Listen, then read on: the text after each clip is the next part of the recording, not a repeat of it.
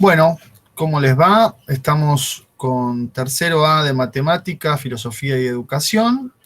Esta es la reunión sincrónica del día 7 de julio del 2021 y vamos a tener las exposiciones orales con las personas presentes. Bueno, según la lista que tengo acá, tenía primero anotada a Dowan. ¿Dowan está? Dowan no está, no la veo. Y luego Agüero. Agüero sí está. Ana Rodríguez está. Había visto. Acá. Ahí está, bueno. Ramírez está. No, a ella se le cortó la luz. Igual le pregunté si tiene datos porque por ahí le puedo avisar cuando ella va a exponer y se conecta. Dale. Sí, Me está, sí. me está contestando igual, ¿no? Bueno, dale. La dejamos en suspenso. Gallardo. Sí, profe. Gallardo está. García está. Guillot está también. Larranda Buru, me parece que lo había visto. Sí, está. Núñez. Ah, Sí, mira. profe, acá está. Y Cuellar. Cuellar está, ahí está, ¿no? Sí, bien. Sí, acá, profe. Bueno, comencemos entonces con Agüero, si les parece bien. Voy a presentar, profe. Dale, dale, perfecto. Una sugerencia nomás, si presentan que sea mejor PowerPoint o una imagen o algo así, porque hay Es PowerPoint. Sí, hay un problema con los videos. Cuando uno presenta un video, después YouTube lo tiene que chequear y arma todo un problemita con esto tiene derechos de autor y qué sé yo. Entonces, si ustedes presentan PowerPoint, la clase va a poder ser después compartida realmente sin problemas. Si presentan un video, generalmente después hay un paso de YouTube que es comprobación, o sea, pone obstáculos para publicarla. Perfecto. Bueno, arrancamos. Presentación el día de hoy es sobre Althusser y el texto que habíamos leído de Ideología y Aparatos Ideológicos del Estado. Voy a tratar de ser breve. Bien. A ver, esto es medio complicado para pasarlo. Bueno, ahí estamos. Nos encontramos con Althusser, que nos habla acerca de la reproducción de las condiciones de producción y cómo éstas se llevan a cabo. Primero habla de la reproducción de los medios de producción y hablamos de las condiciones materiales, la materia prima, digamos, todo lo que hace, digamos, todo lo que necesita una industria para funcionar más allá del capital humano, que es lo que forma parte de la reproducción de la fuerza de trabajo. Y ahí tenemos capital humano, hablamos de mano de obra, por supuesto, y cómo asegura la reproducción de la fuerza de trabajo justamente es a través del salario, un salario mínimo que sirve para el mantenimiento y la reproducción biológica. Reproducción biológica que se da a través de la calificación de las instituciones educativas. O sea, mientras más aprendemos no solamente, digamos, contenido escolar básico, sino que aprendemos normas morales que nos llevan al estado de sumisión de los trabajadores. Entonces nos encontramos con que empezamos a formar parte de la ideología dominante, de lo que quieren que seamos. O sea, nos forman para creer que la ideología dominante es lo que vale. Bien, y entonces esta reproducción de las fuerzas de trabajo y de los medios de producción se traduce en la reproducción de las relaciones de producción. Y acá nos encontramos con el explotador y el explotado. Y voy a ahondar en eso cuando entremos en tema escuela. Ahí vamos a ver cómo se dan estas relaciones de producción. Creo que no me quedó nada por acá. Tengo que volver. Bien. Hablamos también de la sociedad capitalista y cómo está dividida la misma. Tenemos superestructura, que es la instancia jurídico-política. Por supuesto que está, digamos, es la parte de la ideología dominante. Acá encontramos el derecho y el Estado. Esa es la división que tenemos en la superestructura. Y después tenemos la infraestructura, que es la base económica, y es lo que encontramos en la parte de abajo, donde están los trabajadores, básicamente, son las fuerzas productivas. Lo que nos quieren hacer creer, o la superestructura intenta hacernos creer de que que la superestructura es más importante que la infraestructura. Pero de hecho hablan de la metáfora del edificio, y la metáfora del edificio, si pensamos a la sociedad, digamos, en términos espaciales, tenemos en la parte de abajo la infraestructura y en la parte de arriba la superestructura. La superestructura nos hace creer que si sacamos la parte de abajo podemos subsistir. La realidad es que no. La superestructura depende de esa infraestructura y este es el índice de eficacia respectivo. Básicamente es imposible. Por más que nos quieran hacer creer ese cuento, sabemos perfectamente de que si al edificio le sacamos la parte de abajo, el edificio no puede flotar. Así es que la infraestructura es súper importante. Y acá tenemos la pirámide social de la que habla Althusser, justamente con esta superestructura en la cima y esta infraestructura en la base. Finalmente entendemos de que lo que está abajo sostiene lo que está arriba y no podría ser de ninguna otra forma.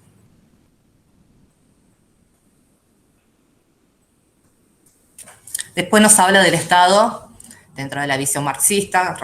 Recordemos de que Althusser es un seguidor de Marx, así que sus ideas surgen a partir de los trabajos de Marx.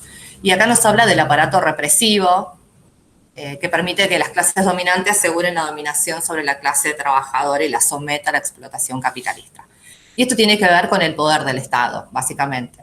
Es lo que ostenta la clase dominante, y son ellos los que justamente crean esta ideología que todos vamos a seguir. Encontramos el aparato del Estado dentro de esta visión marxista, y acá hablamos de la maquinaria estatal. Me gusta este término de los soldaditos del Estado, que si bien no está en el texto lo saco de otro lado, pero siempre pienso en los soldados del Estado.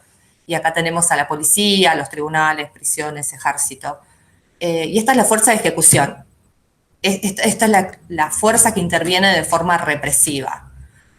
Puede ser violencia física, pero no siempre. Ya vamos a ver, digamos, de que tenemos los aparatos ideológicos del Estado, pero tanto los aparatos represivos como los ideológicos pueden funcionar de ambas formas. O sea, el represivo puede ser ideológico, el ideológico puede ser represivo. Así es como funciona. Puntualmente los aparatos ideológicos del Estado, y acá entramos nosotros, hablamos de docentes, instituciones religiosas, que hoy en día por ahí no tienen tanto poder como lo solían tener, pero aún sigue siendo una institución muy fuerte. La familia, por supuesto, los sindicatos, los medios de comunicación, pienso, lo que pasa en los medios tiene mucho de violencia simbólica. La iglesia. Sí, por supuesto, por eso, la iglesia, instituciones religiosas en general.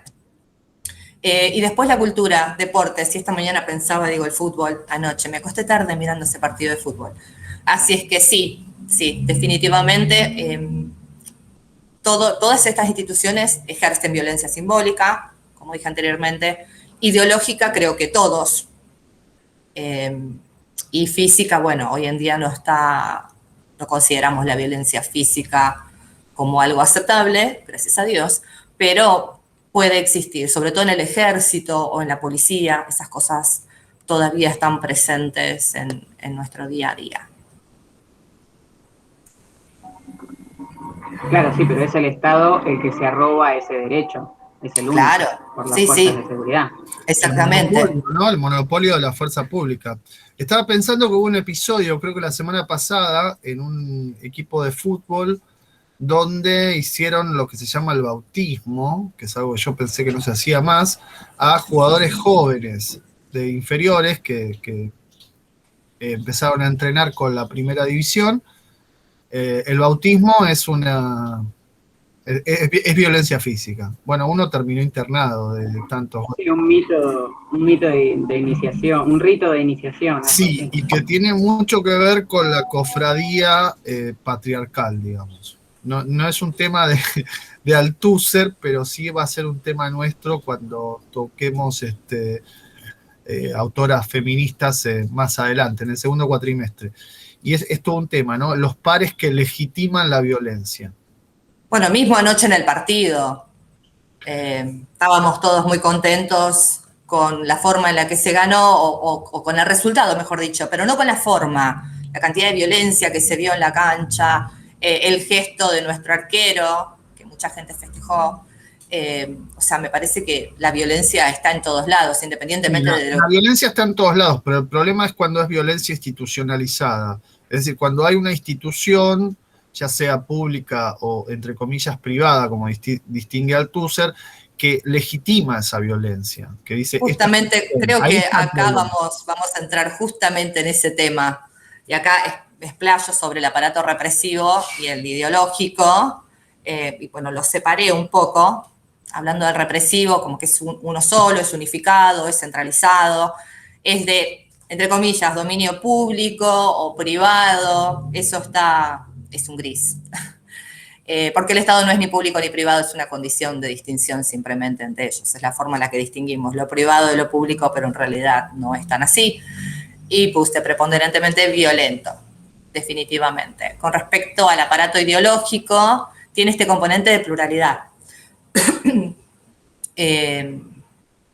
Y es sí esto, digamos, acá sí caemos en el dominio privado. Parecen ser de alguna manera autónomos, aunque yo no estaría tan segura, pero bueno, es lo que dice el texto. Y con respecto a la ideología, tiene contradicciones, es bastante disperso, pero siempre hay una ideología dominante que los une. Y justamente es esta ideología de la clase dominante, ni siquiera es una ideología diferente, digamos. Siempre terminamos cayendo en el mismo lugar, por más que vengamos de lugares diferentes o tengamos diferentes intenciones. Bueno, volvemos a lo mismo, que funciona con violencia física, y es esta ideología de la que estamos hablando, la de la clase dominante, la que aprendemos en el colegio, nos formamos de esa forma, bajo esa ideología. Hay ejercicio del poder de ambos lados, y así es como se reproducen las relaciones de producción. Bueno, creo que por acá ya estamos más o menos. El aparato represivo del Estado asegura por la fuerza de las condiciones políticas la reproducción de las relaciones de producción, o sea, la explotación, básicamente. El sometimiento, la dominación, nos hacen creer que eso está todo bien. A mí siempre me pareció muy acertado la definición como aparato, ¿no? En esta cosa de que todas las instituciones se conjugan para hacer esta idea de que los dominantes, está bien que ellos nos dominen. Entonces, no es que están sueltitas las instituciones y hacen una cosa, no. Funcionan como un aparato, como un engranaje perfecto para que sea todo alineado hacia esa idea. Por eso me gusta lo del engranaje genial, aparte de los soldaditos, o sea, nos forman para ser parte de ese engranaje, porque también es eso, somos una extensión de ese engranaje, sobre todo los docentes o digamos, la policía, sí, hay ciertas profesiones. Un detalle, porque por ahí soldadito, engranaje suena a que somos totalmente pasivos, ¿no? O sea, instrumentos del aparato. Y un poco el trasfondo estructuralista de Althusser daría que pensar algo así. Pero al mismo tiempo somos agentes, o sea, actuamos. Entonces, no es... Claro, sí, nosotros somos parte de ese Estado. Claro, como docentes o como parte de la familia o como lo que sea, somos parte también. Y encarnamos la ideología. O sea, la practicamos, la llevamos a la práctica. O sea, no solamente es algo que uno dice, ay, recibo y me orquesta la sinfonía de la clase dominante, sino que uno también participa de eso. Y en relación con el tema de aparatos, es muy interesante la distinción entre poder de Estado y aparatos de Estado, porque eso le daría al aparato como una relativa independencia, ¿no? O sea, tener el poder del Estado no implica necesariamente conducir los aparatos de Estado. No, bueno, pero esa es la intención del poder del Estado. Sí. Es la intención. Sí, claro que sí, sí. Bueno, con docentes, acá yo termino, de hecho, esta es la última, el último slide y entro un poco en eso. Bueno, acá lo separé en etapas, precapitalismo, donde teníamos esta unión de familia e iglesia que era la que se encargaba, digamos, de la parte ideológica. Pero bueno, con el surgimiento del capitalismo y la burguesía, eso cambia y esa unión familia-iglesia finalmente recae sobre, sí, continúa la familia, pero se crea la escuela y es la escuela la que reemplaza a la iglesia en temas de educación, en temas culturales. Y lo que tiene la escuela es que recibe a todos los niños. Por ahí la iglesia tenía esto de hacer algún tipo de distinción, ahora esto se vuelve más masivo, porque se reciben a niños de todas las clases sociales, se vuelve obligatoria, neutra, y encima es duradera en años, con lo cual, digamos, se vuelve muy masiva también. Y el hecho de que sea duradera en años distingue al TUSER y dice, bueno, a los 16 años, si terminás a los 16, calificás para esto, y si continúas, calificás para un puesto administrativo mediano, y si seguís, y bueno, realmente así es como avanzás y llegás a formar parte del poder del Estado, por ejemplo. Bueno, y acá hablamos de los chicos. ¿Por qué los chicos que se encuentran atrapados entre el aparato familiar y escolar? Y bueno, se aprovecha el estado de vulnerabilidad de los niños, por supuesto. Son como eso que decimos los docentes, esponjitas que pueden absorber toda esa ideología que viene de arriba. Después, con respecto a la escuela, bueno, transmite la ideología dominante, esta ideología del rol que vamos a ocupar en el futuro. O sea, en esta sociedad de clases, vemos la importancia de la escuela, o qué tan importante es lo que nos enseñan en la escuela, porque realmente nos hacen creer de que este es nuestro lugar. Es una determinación biológica, ¿no? Se forman personas dóciles, funcionales al sistema capitalista, y acá tenemos de nuevo el tema de clases, lo que decía anteriormente. Hasta los 16 años, bueno, educación básica, ¿qué creamos? Un obrero, trabajador básico, por decirlo de alguna manera.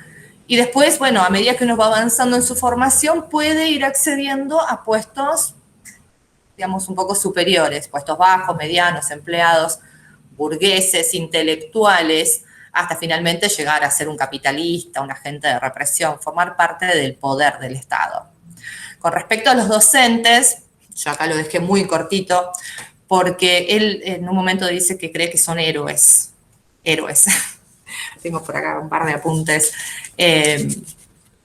Fue muy interesante leer esa última parte, era muy cortita, pero decía, bueno, que eran héroes, que no se daban cuenta que estaban transmitiendo la ideología de la clase dominante, y sin embargo lo que rescato de todo lo que dice es que hay lugar para que cambiemos, hay lugar para que, si bien tenemos que enseñar ciertas materias, tenemos un currículum que nos dice qué enseñar, ese recorte de información que viene de arriba, por supuesto, del poder del Estado.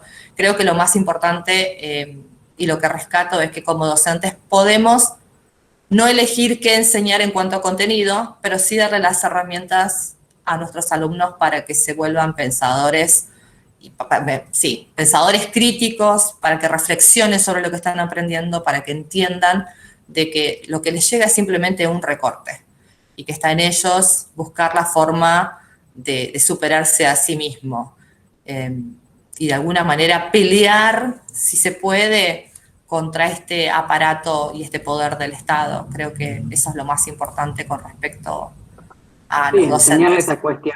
Enseñarles a cuestionar y que no acepten todo lo que les estamos diciendo como mandato divino.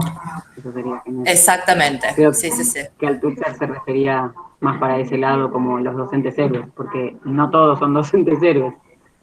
Claro, él de hecho menciona. El párrafo ese. Claro, de hecho dice. Los menciona como excepción. Los que hacen como algo distinto son una excepción. Son poquitos. Así es. Sí. Bueno, es como todo, yo elijo esa parte, donde él habla de la excepción, no elijo donde habla del montón.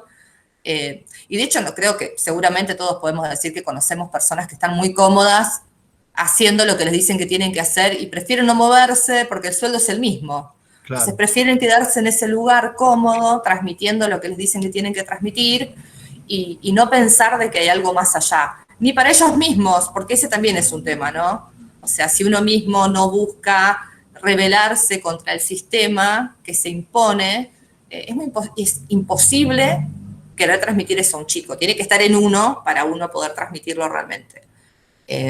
Bueno, sí, chico, además, no tan chico. Sí, además es fundamental, digamos, ¿no? Para nuestro propio crecimiento y desafío personal, no estancarse en algo, no quedarse...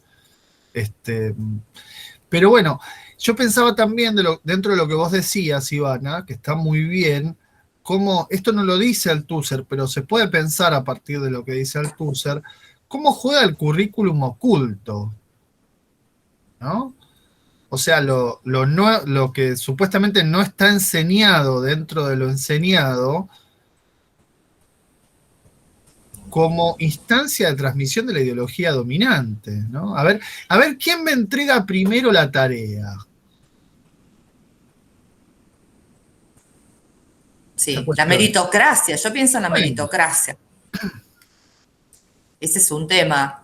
El currículum oculto, la verdad es que para mí es algo muy complicado. Pero es como el leer entre líneas el currículum oculto. Te digo una cosa, o te digo esto, pero fíjate lo que vas a hacer con lo que te digo, cómo lo vas a manejar. Y después, no solamente el currículum oculto, sino la adaptación del currículum de acuerdo a la institución donde cae ese currículum, porque la realidad es que no todas las escuelas enseñan exactamente lo mismo. Uh-huh. O lo enseñan de forma diferente bueno, me ha pasado ya varias veces como madre de ver esto de la política muy metida dentro del colegio, mejor dicho, no la política, el partido, un partido específico, ya sea para un lado, ya sea para el otro en diferentes épocas. Entonces, eso también es algo que hay que considerar. No solo el currículum oculto es gravísimo, es complicadísimo. Y por otro lado, la adaptación de la institución, la adaptación que hace la institución sobre ese currículum, que es para todos iguales. Y después la falta de adaptación en diferentes contextos. Porque no es lo mismo enseñar acá que enseñar, no sé, en una escuelita rural de Mendoza o que enseñar en una escuela de frontera. Entonces, nos falta repensar cómo hacer que nuestros chicos no obedezcan a esta ideología dominante, cómo hacerlos pensar. Y bueno, está en nosotros como docentes capacitarnos, repensar la práctica, ir un poco más allá, me parece. Bueno. Estupendo, nada que agregar. No sé si alguien quiere hacer algún comentario, y si no, dado que estamos ahí con tiempo ajustado, pasamos a la siguiente exposición. Me gustó, Ivana, muy claro. Gracias, gente de matemáticas. Pero nervios, la gente de matemática, bueno. Sí. Soy un sapo de otro pozo acá. Bueno, dejo de compartir, así le doy lugar a otro. Abandonaste la inteligencia de inglés y te entregás a la inteligencia de matemática. Claro, yo soy cero matemáticas, yo o sea, tengo como una base de sociología, mi cosa es otra, yo voy por otro lado. Es curioso que estamos entre las dos carreras que se consideran más inteligentes en el instituto, se autoperciben como la carrera más inteligente del instituto. Y más odiadas por los alumnos. A mí me pasó, voy a decir algo bien cortito, me pasó una vez trabajando de recepcionista, la visión en general de la gente de la empresa era la hueca. O sea, sos re hueca, sos recepcionista, no servís para nada. Cuando se empezaron a enterar que yo estudiaba matemática, me miraban raro, como diciendo, ¿no era hueca? Ah, no, es inteligente entonces. No, unas confusiones que se crean con unas ideas. No, pero yo lo digo como autopercepción de la carrera dentro del instituto, ¿no? O sea, se cree que a mí me encantan los cubos. La carrera posta es matemática. Y les cuento que mi resentimiento con las dos carreras es por igual, porque me llevé previa matemática en un año y inglés en otro, así que... Bueno, acá podemos ayudar frente a cualquier duda. No, hace ya varios años que logré neutralizar la pesadilla de soñar que estaba de nuevo en el secundario. Superado. Sí, no sé si superado, pero tuve más pesadillas con la secundaria que con la facultad, es algo insólito, pero bueno. Pasa. Para mí nosotros somos re básicos, vemos cubos y funciones, no vemos otra cosa, chicos. No, pero esa es la matemática, un costado de la matemática. Hay otro costado mucho más profundo y mucho más filosófico que estaría bueno que vean. Lo mismo pasa con el inglés, no es un idioma, no es solamente una lengua extranjera, es otra concepción de mundo, pero bueno. Basta, Gaudio, basta. Rodríguez. ¿Dónde está Rodríguez? Ana Rodríguez. No se te escucha. Ahí está, muy bien. Continuamos contigo. Profe, hay algo que quiero decirle. Yo no Sí. sabía o no vi el mensaje en la plataforma, evidentemente. No sabía que tenía que realizar un PowerPoint o presentar un No, video. el PowerPoint es algo recomendado y conveniente porque como que nos mete a todos en tema, digamos, pues no estamos todos en el tema que vos preparaste, entonces el PowerPoint nos guía, pero bueno, compensalo con tu expresividad. Voy a tratar. Bueno, Dale. a mí me tocó Gramsci. Y bueno, quería comentar un poquito acerca de la vida de él. Él nació en una familia pobre, ¿sí? De Italia.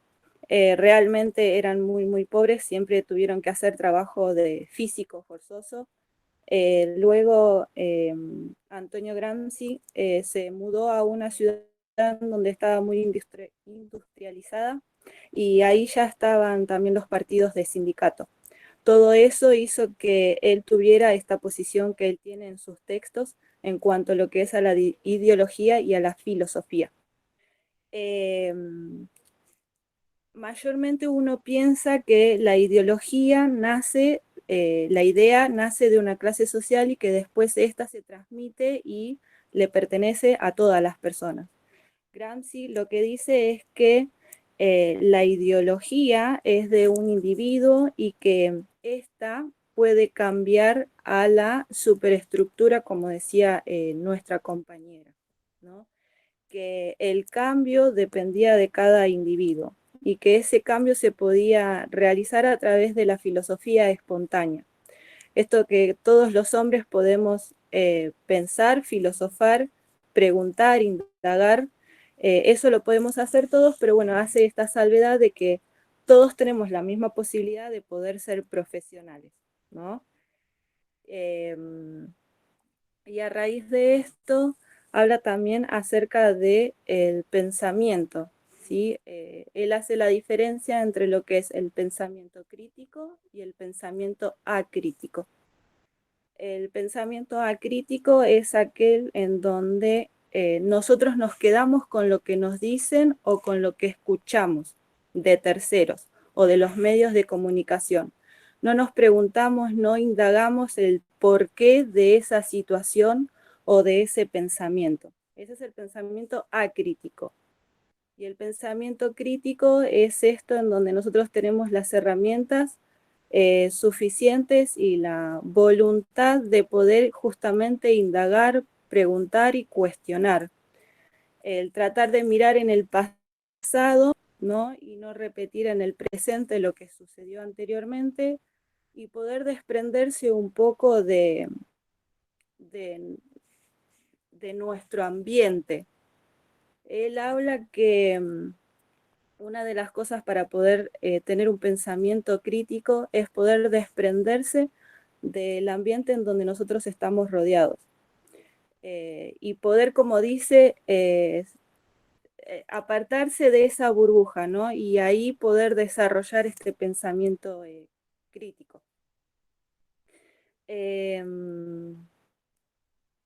También comenta esto de poder aprender otras lenguas como nuestra compañera que es de inglés, el hecho de poder realmente tener otros conocimientos, de poder adquirir educación, hace que nuestra mente sea más amplia, podamos adquirir más conocimiento y no nos dejemos llevar por lo que dicen otras personas. Y esto de cuando nosotros adquirimos el conocimiento, también poder compartirlo con otros, ¿no? Porque si nosotros sabemos algo y nos lo quedamos para nosotros, es como que estaríamos siendo egoístas y estaríamos siendo como el hombre masa que él dice, ¿no?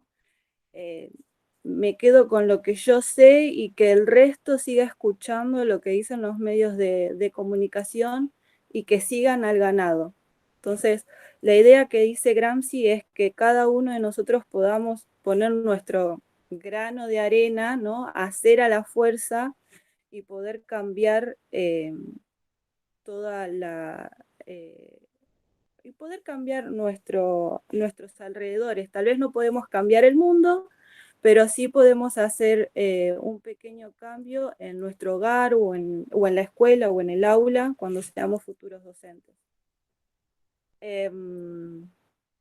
Otra de las cosas que también nombra Gramsci es que el ser humano, nosotros como individuos, tenemos la posibilidad de poder cambiar, ¿sí? No es que nacemos como personas malas o que nacimos en un barrio bajo o con pocas limitaciones y que nos tenemos que quedar con eso. No, que cada uno de nosotros tiene la oportunidad de poder desarrollarnos como individuos y poder hacer un cambio importante en nuestras vidas.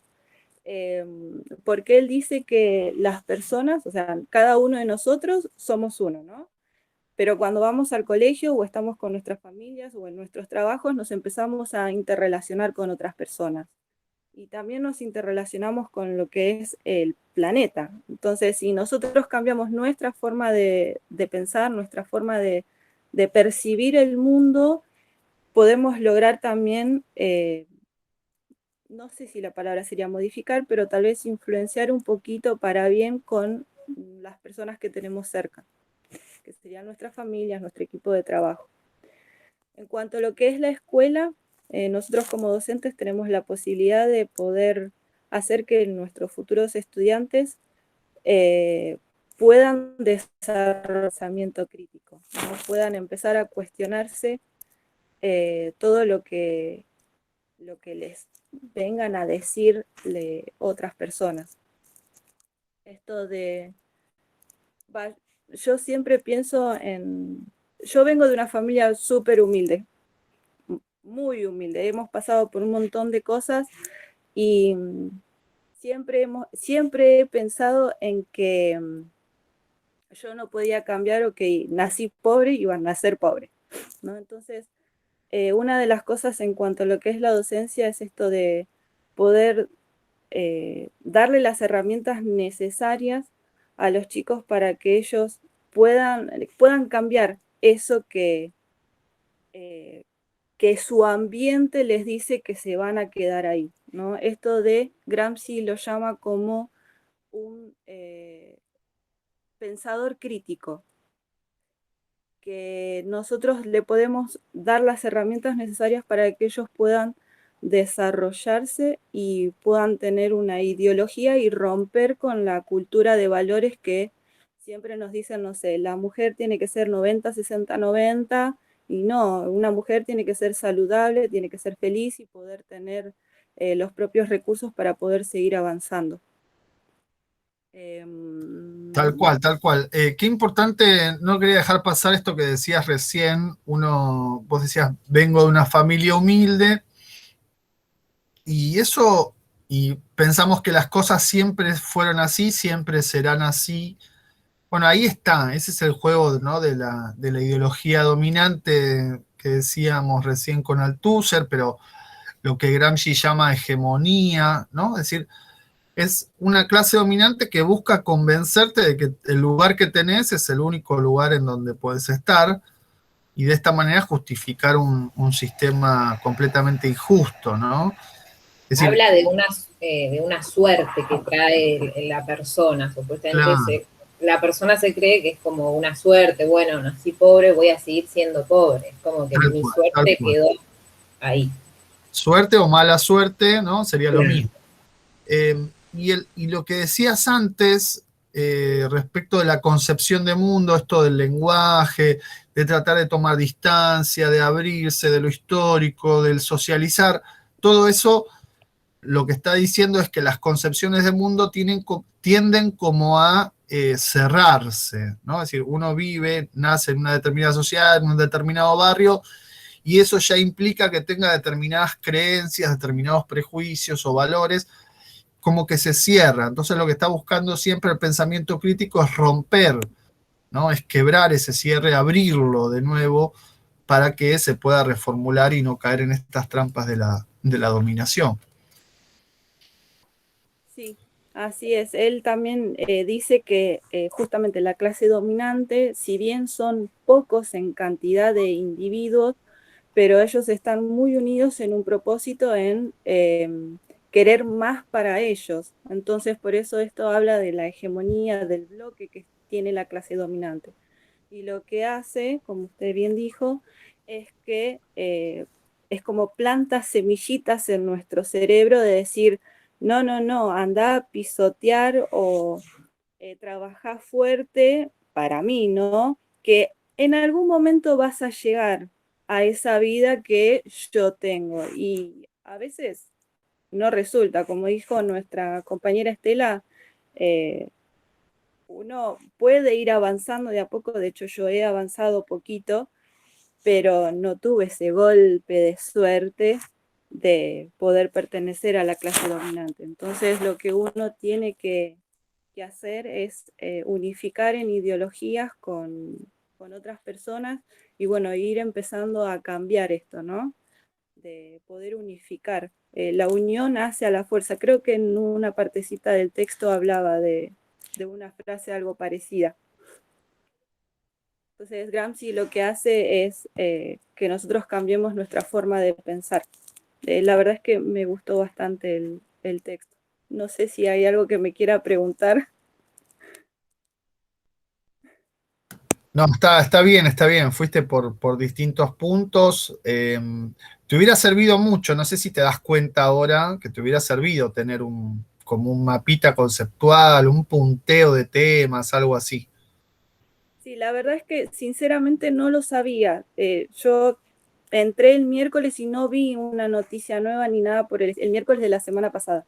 Ajá. No vi ninguna noticia Pero y lo bueno, decíamos en una noticia vieja. le pido mil disculpas, No, la verdad es no, que no. no, nada que disculpar, No está sabía. bien. Yo creo que quiero digamos, pensando en lo que realmente me sorprende cómo pudiste ir hilvanando los temas en continuidad, pero creo que te hubiera servido, te hubiera como ordenado, tener por lo menos, no sé, un punteo, un mapita, algo que, digo, pensá cuando tengas que dar una clase, digamos, uno necesita como organizársela, es difícil tener todo en la cabeza y todo al mismo tiempo, entonces un mapita, un punteo, una cosa así, te permite a vos ir como la tranquilidad de saber que vas a ir yendo punto por punto lo que habías pensado. No, es Igual que un punto sinceramente extra, como se es la dijo toda la lección, ¿eh? Para mí es un fuerte aplauso. Ah, Se bueno, la bancó solita, te Se la digo. bancó re bueno, bien. acá están haciendo lobby por Ana Rodríguez. Vamos, Ani. Muy bien. Gracias, gracias. No, es que sinceramente es la primera vez que veo que un profesor nos pide PowerPoint.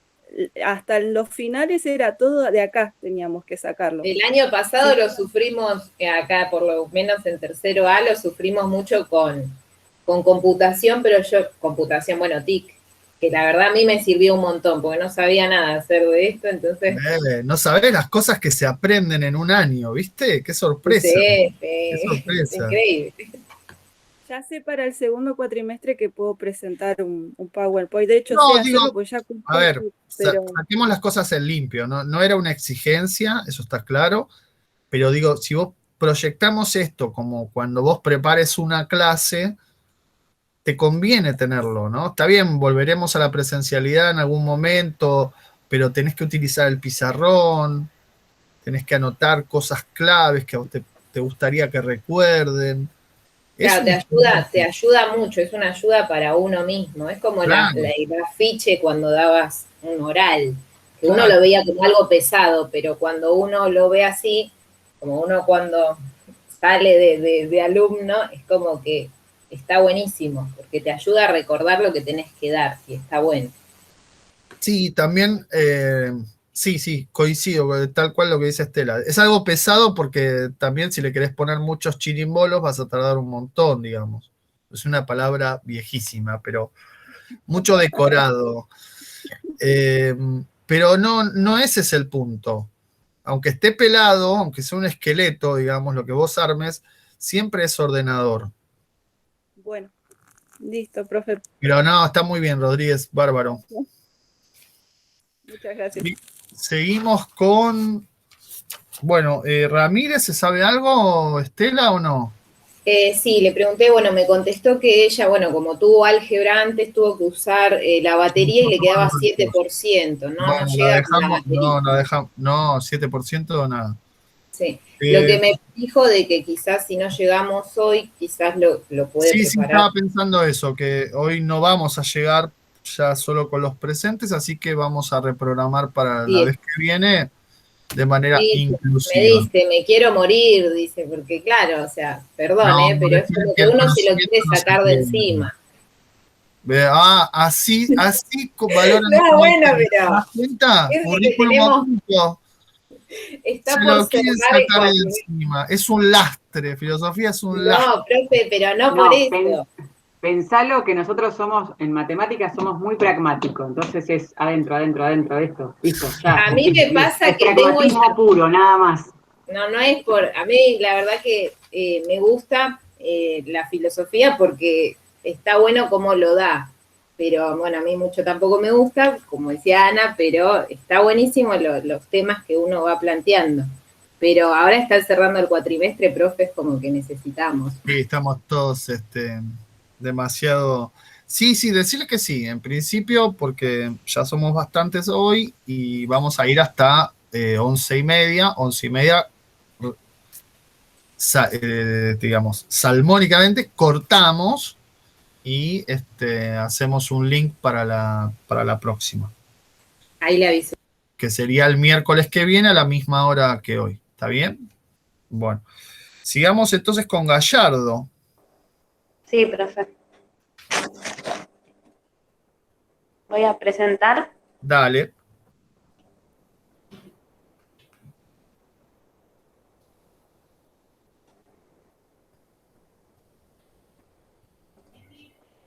Ya voy, ¿eh?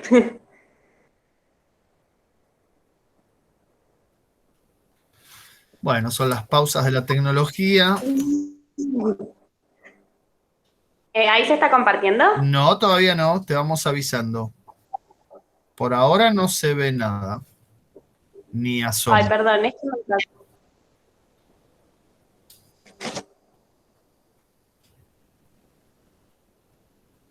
Ahí está. Porque acá me. Ahora está presentando, ahora te vemos a vos. Ah, Tenés que y elegir ahora. la pantalla, te seguimos viendo a vos todavía. Y ahora no te vemos más, no hay Bueno, más presentación. perdón la publicidad.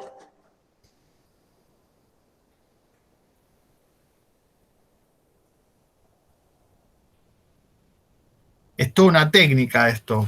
Sí. Ahí conseguí. Perdón.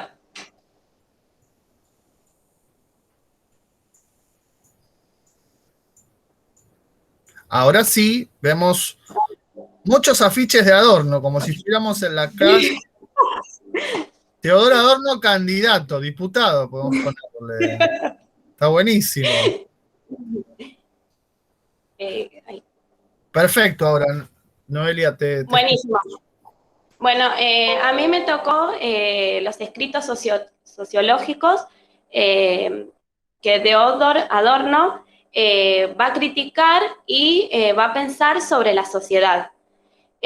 Adorno fue un filósofo alemán, nacido en 1903 y fallecido en 1969. Como dije en un principio, él va a tener una visión crítica y una visión acrítica, que lo voy a ir definiendo en el transcurso. Para empezar, Adorno empieza su análisis diciendo que está en contra del positivismo lógico. Este positivismo lógico es una corriente científica. Esta corriente científica cree que todas las teorías científicas tienen que ser verificadas a través de la experiencia. O sea, que si no hay experiencia, no hay teoría, ya que esto no se puede sostener. Por otra parte, este cientificismo nos lleva al modelo de las ciencias duras, como la matemática y la física, lo quiere llevar a las ciencias sociales.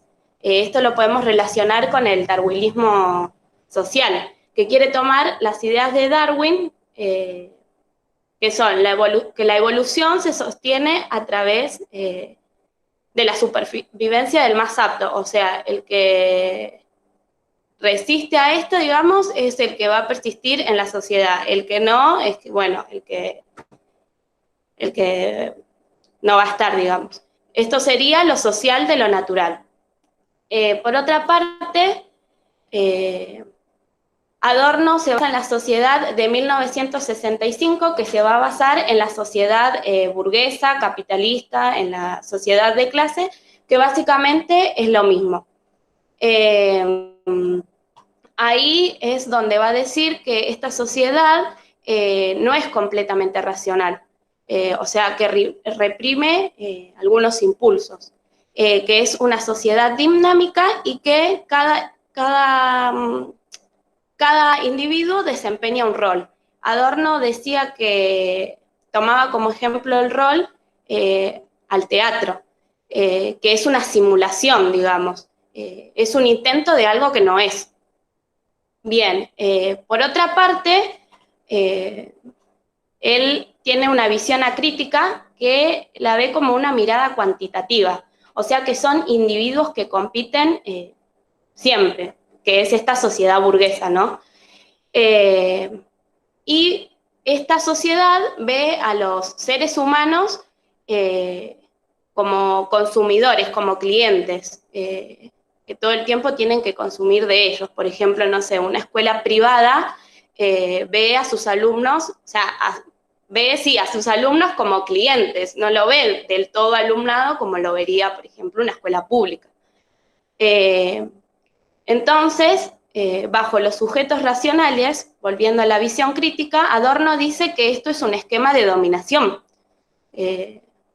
porque está bajo estos sujetos, ¿no? Que ponen estas cuestiones. Y volviendo a la visión acrítica, Adorno dice que intenta naturalizar que los individuos se resignen, o sea, que cada uno cumpla su rol, que era lo que había mencionado anteriormente. O sea, una sociedad armónica. Y a esto de nuevo lo vuelve a llamar un esquema de dominación, que el esquema de dominación es propio de la sociedad capitalista, de esto de lo que estamos hablando. Esta sociedad capitalista cumple con un régimen de concentración de riquezas. Entonces, esta sociedad que tiene de clase alta, de clase baja, trata de como equilibrar estas dos clases, ¿no? Y ahí es donde se producen los conflictos, el antagonismo, sí, que va a ser el quiebre donde se encuentre una mayor concentración. Y él ponía como ejemplo la paz salarial, que va a ser un estado de bienestar, o sea, lo que va a suavizar, y esto va a hacer que la sociedad no entre en crisis de todo, digamos. Bien, otro de los problemas que va a tener esta sociedad es que dice que los que creen en el progreso van a ser unos pocos, los menos idealistas, los que son de clase baja. Y a esto nos presenta la educación como una igualdad de oportunidades, que esto es totalmente una ficción, porque como decía Ana recién, no todos estamos en un mismo nivel. Algunos van a tener los caminos, no sé, más liberados que otros. No es lo mismo una persona de clase alta que por ahí sin estudiar ya tiene un cargo, que una persona como por ejemplo nosotros, yo, que sí o sí tengo que estudiar o tengo que hacer algo para salir de esa clase por ahí baja. Entonces por eso Adorno decía que esto era totalmente una ficción. Por otra parte, esta diferencia de clase... ¿Puedo hacerte una observación ahí? No Sí. solo para salir, para sobrevivir, digamos. Claro, Salir sería la ilusión que te vende el sistema de, ay, podés progresar, podés ascender en la escala social y qué sé yo, que un poco creo que también lo mencionaba la compañera antes. ahí es donde está la pirámide, digamos. Claro, simplemente sobrevivir a tu condición. Claro. O sea, cuando el hecho de estar en determinada implica todo un esfuerzo, toda una cantidad de actividades que en otra posición social no se despliegan, ¿no? Claro. Sí, sí. Alguien levantó la mano, Claudia Núñez, pero creo que Gallardo nos autorizás a que te comentemos. Sí, obvio. Dale, por favor. No, perdón, fue sin querer. Ah, bueno. Está bien. Bueno, no te interrumpimos nada. La levanto yo entonces. No, con esta idea que decías, hay muchas similitudes entre Adorno y Althusser, ¿no? Con esta misma idea. Y esto que decías se me vino a la cabeza, que hay mucha gente que sin ningún esfuerzo ya tienen un montón de cosas. Bueno, tuvimos un presidente así, o sea, Claro. decía ser ingeniero con 2 años que estuvo en la UCA y tuvo un título de ingeniero, vaya a saber por qué. Y lo mismo los puestos jerárquicos que tuvo en sus empresas, lo mismo, solamente con nacer le tocó eso en suerte. Claro. Y hay otros que simplemente con nacer les tocó un montón en mala suerte. Entonces, equilibrar eso, romper con esos esquemas es muy difícil y hay que hacerlo desde la educación, sin lugar a dudas. Sí, y es curioso también que los más llorones son los que más de mejor pasada vienen, ¿no? Es un poco curioso, ¿no? Creen que... Claro, pero, los que no conocen el esfuerzo son los que más lloran, es cierto. Exactamente. Nada mejor dicho. Bueno, entonces, como decíamos, esta diferencia de clases afecta a todos los individuos de la sociedad, porque como bien decíamos, ¿no? Los pobres vivimos para sobrevivir, en teoría, ¿no? Bueno, y ahora nos resulta más evidente que la adaptación es resignarnos, ¿no? Que a cada uno le toca lo que le toca. O sea, tratar de sobrevivir. Que yo acá lo puse así acá, que son marcadas la adaptación, por otra parte el control, que en ese tiempo decían que eran los electrodomésticos, pero ahora podemos ver con la televisión, ¿no? Cómo nos venden, no sé, por ejemplo, una novela de ricos, que los ricos nos quieren hacer creer que los ricos son buenos, o que, no sé, tienen una buenísima relación con las empleadas domésticas o con los pobres, y todo eso, o sea, nos quieren hacer ver algo, o sea, una vida que no podemos tener, básicamente, o sea, que queremos, que decimos, wow, pero que lamentablemente no se puede, ¿no? Y por otra parte, la ideología, que la ideología es la apariencia que va a cambiar nuestra manera de ver la realidad, básicamente. No hay, acá en la ideología no va a haber pensamiento crítico porque rompería con la armonía y la realidad social, ¿no? Y por último, en la ideología vamos a encontrar individuos adaptados, o sea, consumidores pasivos, que lo que le dan, bueno, lo van a tener que aceptar. Bueno, eso sería un poco de... Perdón, Gallardo, que te agregue. Sí. No solo consumidores, también trabajadores, ¿no? Esta cosa del full time. Claro. Es muy, esta cosa de, quiero ver hasta dónde da tu docilidad, hasta dónde da tu prestación, digamos, como trabajador. Es algo muy común en la actualidad. Sí, Claro. Bueno, yo tengo un ejemplo muy claro. Yo trabajo en un... ¡Oh! No, tenemos muchos recuerdos contigo, Estela García, no puedes contar. La de los cines. Sí, la de los cines. Trabajo en un cine, usted, profe, no lo sabía. ¿Y qué pasa? En vacaciones de invierno el cine explota. Sale gente por todos lados. Entonces, yo en mi incluso en trabajo pandemia, ¿Cómo? ¿En pandemia también? Sí, estamos vendiendo al 30% y explota de gente.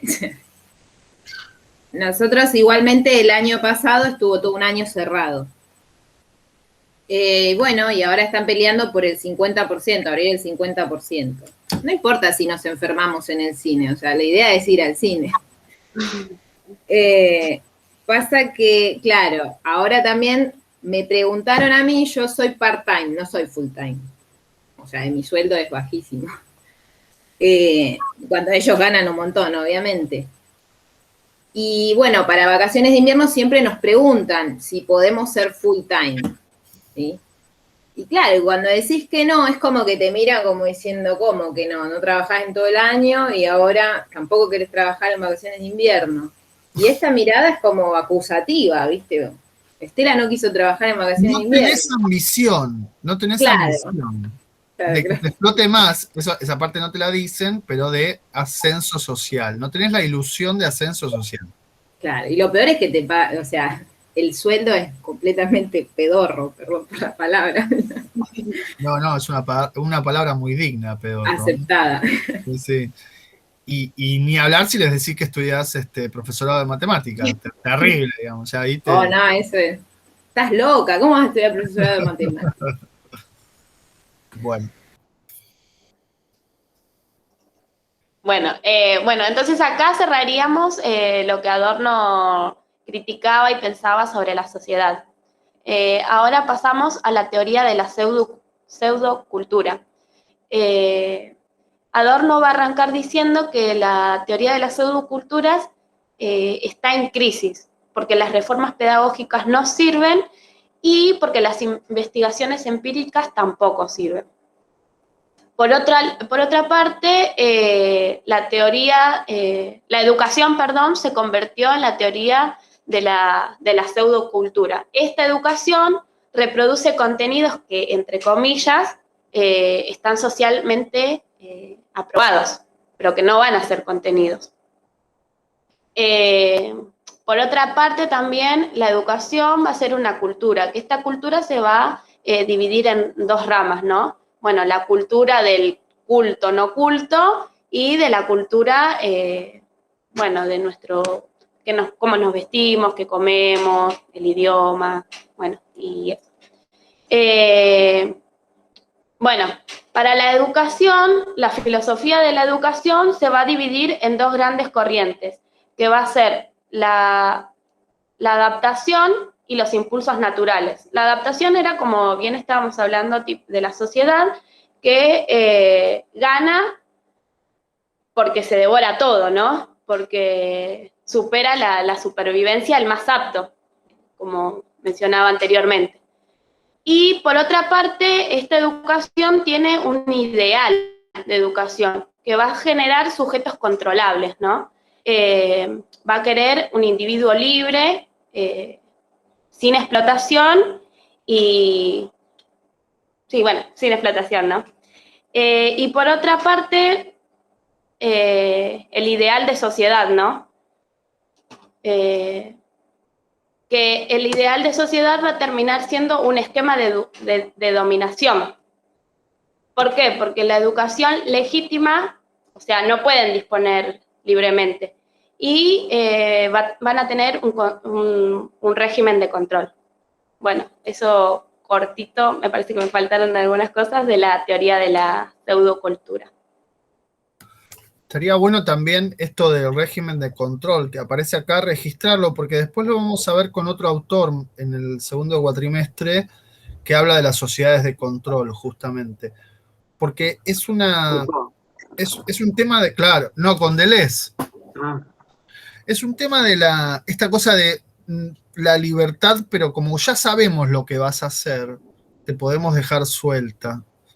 No hay problema porque tu conducta es previsible, digamos así. Bien, y una cosa que me quedó de la parte anterior, pero que reaparece acá con el tema de los impulsos naturales, es esta cuestión que plantea Adorno de la paz salarial, que decías vos. Sí. Porque es curioso, ¿no? O sea, es como que hay un impulso que termina reprimido y eso siempre termina mal. Cada vez que hay un impulso reprimido, termina mal. Y de alguna manera se logra una mejora salarial con la paz salarial, pero al mismo tiempo se legitima el sistema de explotación, de dominación, de adaptación, de todo esto que vos decías. Ahora, vista la película tantísimos años después, por eso insisto tanto en las clases en recordar los años en que fueron publicados los textos, se da la paradoja de esto que critica Adorno, que es el estado de bienestar. Nosotros lo vemos como, wow, qué lindo sería tener un sueldo que me alcance para vivir y vivir bien, ¿no? Aunque eso reprima mi impulso natural a rechazar la explotación. Se da un poco esta paradoja también. Bueno, te tocó un texto muy difícil, Gallardo. Sí. Cuando lo leía lo tuve que leer, no sé, 80.000 veces porque lo leía y no lo entendía. Después mirando los videos de nuevo, bueno. Bueno, pero ahí es donde uno se siente útil, porque está traduciendo algo que es difícil. O sea, Sí, sabemos no, y aparte, reviendo el video, es como que, bueno, sí, lo pude entender un poco mejor, pero bueno, me costó. y bueno, pero si no, ¿cómo se justifica mi sueldo de profesor? Claro. Si vos lees el texto y lo entendés sola, claro, el problema es que ahora están los videos, es verdad, me podrían tachar y poner un video. No lo había pensado, terrible. Profe, no sé si se acuerda, yo cursé hace Sí, varios Estela, años. yo te conozco muy bien y me acuerdo de todo. Uy, Dios. Incluso de algo que me deshonra muchísimo, así que no lo vas a contar y no lo voy a contar, por supuesto. Sí, bueno, sí, mis parciales, por ahí. Sí, sí, es un parcial que me acuerdo perfectamente. Pero sí, yo siempre fui una mala persona, no hace falta ni que lo diga. Sí, yo me acuerdo, me puso, esperaba más. No, no, de este no, yo me acuerdo de otro. Eso ¿Sí? lo pongo siempre igual. Ah, Siempre, bueno. siempre espero más de mis estudiantes. Bueno, pero en su momento eran las fichas que tanto nos alivianaban estos textos. Bueno, no eran los mismos, pero eran parecidos y estaban buenísimas. Y en este caso son los videos. La facilidad con que nos ayuda a ver los textos es muy alivianador. Que Claro, bueno, yo lo que creo es que si uno escarba, o sea, bueno, Gallardo tuvo la responsabilidad de presentarlo acá, que es un poco difícil para un estudiante y eso es entendible. Ahora, cuando uno vuelve sobre el tema, esta cuestión de la adaptación, la sociedad burguesa, el tema del control, es muy importante lo que se está jugando acá, porque digo, no, por ahí no lo dimensionamos, pero tiene mucho potencial para después desgranar ese texto de Adorno.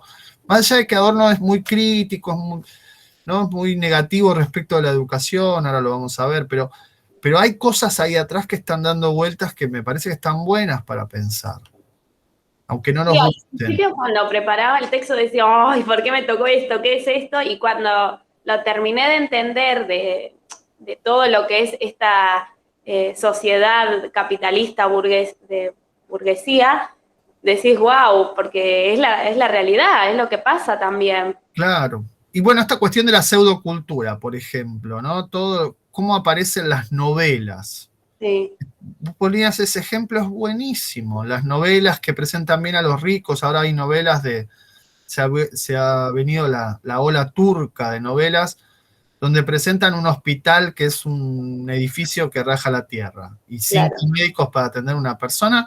Díganme dónde vieron una cosa así ustedes. Salvo que tengan una, no sé, no, ni que tengan ninguna obra social podrían vivir algo así. 5 médicos que te están revisando. Es la ilusión, es jugar todo el tiempo con la ilusión de una vida que no alcanzás a tener.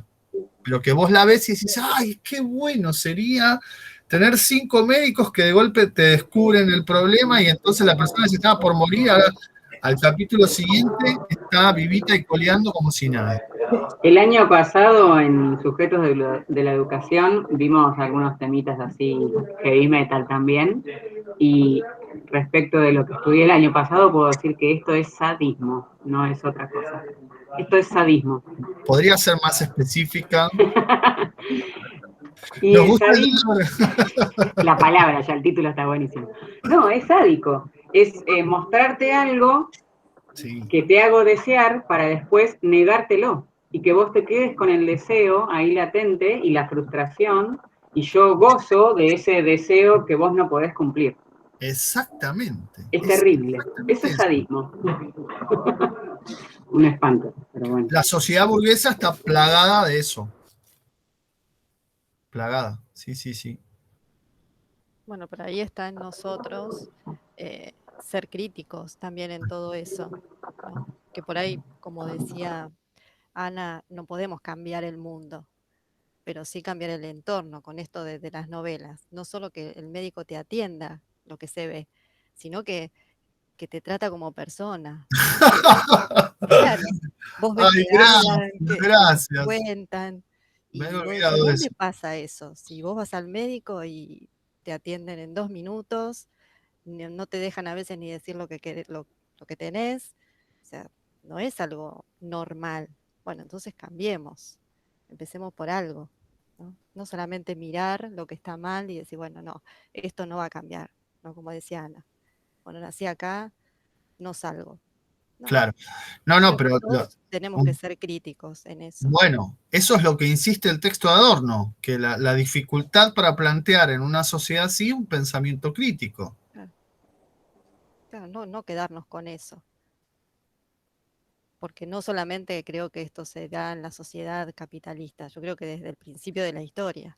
Antes estaban los reyes y el pueblo. O sea que siempre va a haber alguien que te domina. Claro, pero hay algo de la perversión en la sociedad capitalista que es crear la ilusión de libertad individual, digamos. O sea, la idea de que vos tenés derechos, sos un ser libre y que, bueno, esto vendría también a cuento de estás en el lugar que te toca estar por mérito o por demérito propio, digamos, ¿no? Es decir, por solo iniciativa individual, digo, hay toda una cantidad de ficciones que inaugura el capitalismo y la sociedad burguesa que es muy importante desmontarlas, porque si no, seguimos pensando en los términos de esa concepción de mundo que se nos impone como Claro, como hegemónica. decía Estela, ella no hace el trabajo full time, bueno, entonces tiene un sueldo más bajo. Es como, bueno, jodete. Y es un bicho raro. Y vos que, Y claro, no es solamente una cuestión material del sueldo más bajo, es un bicho raro dentro del grupo.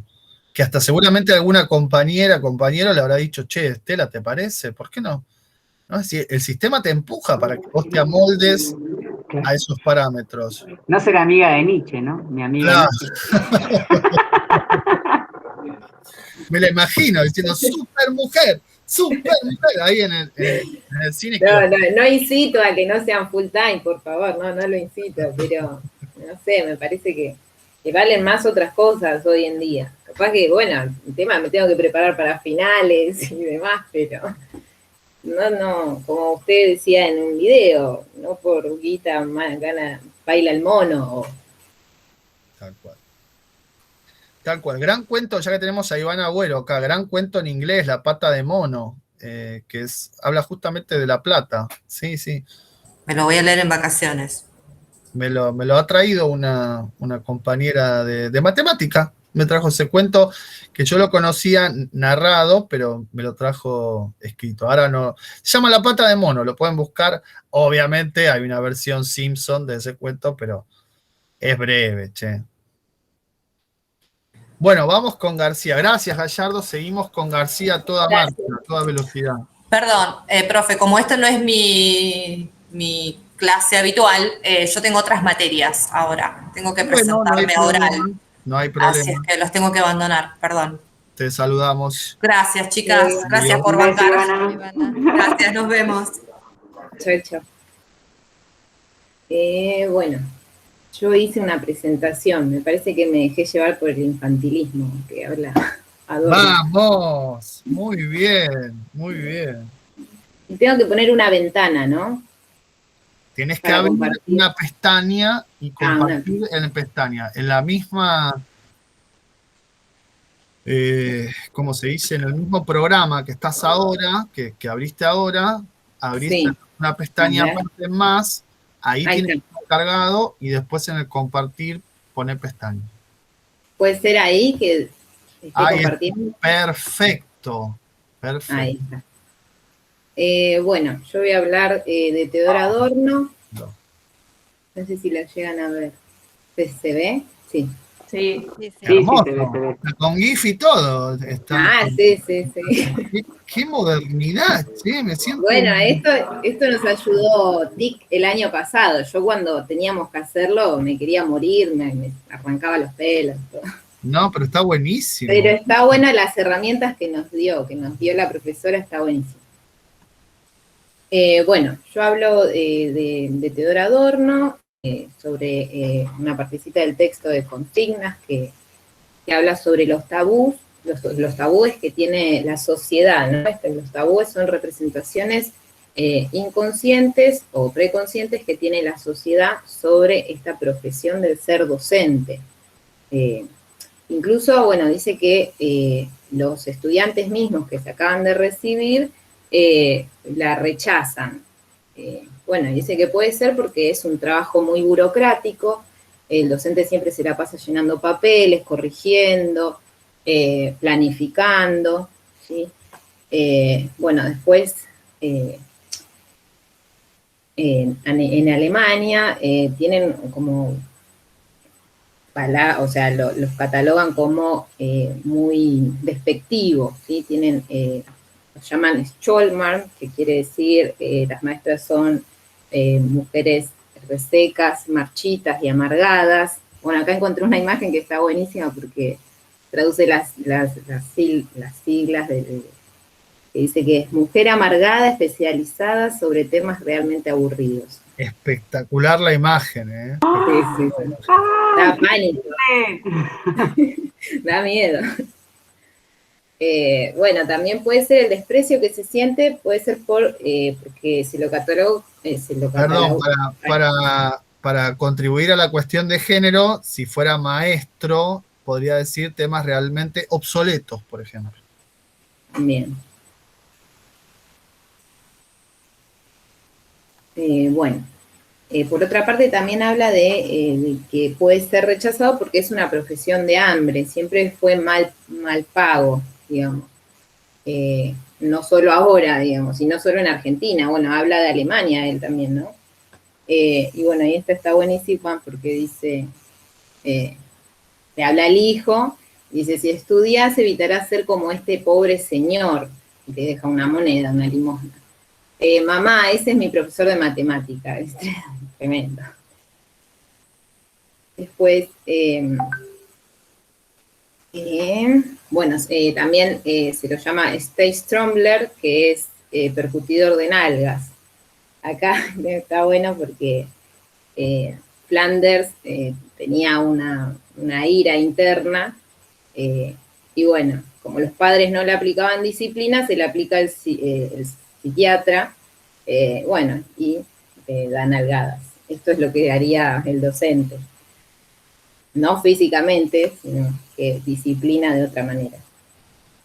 Bueno, después dice otro. Adorno señala mucho la distinción entre el profesor universitario y el profesor de secundaria.